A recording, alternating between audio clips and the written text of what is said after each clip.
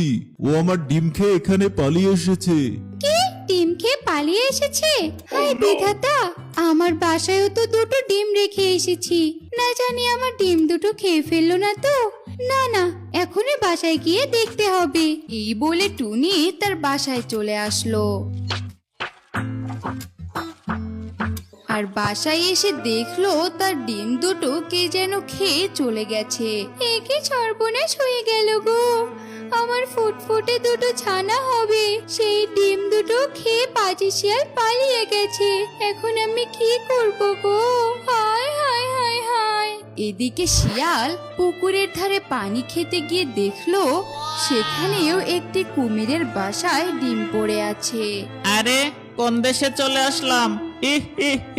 চারদিকে শুধু ডিম আর ডিম দেখতে পাচ্ছি।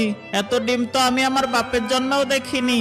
যাই, আর দেরি না করে দুটো কুমিরের ডিম খেয়ে নেই। কুমিরের ডিম দুটো খেয়ে নিল। তারপরে সেখান থেকে জঙ্গলে আরো ডিম খুঁজতে লাগলো।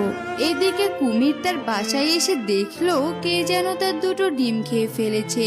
এটা দেখে কুমির অনেক জোরে জোরে কান্না করতে লাগলো।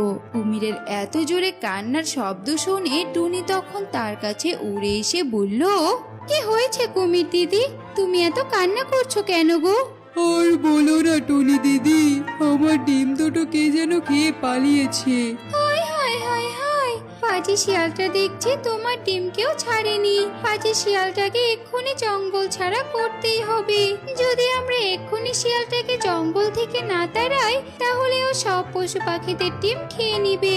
এই বলে টুনি আর কুমির মিলে ডাইনোসরের কাছে গেল। তারপরে ডাইনোসরকে সব কথা খুলে বলল।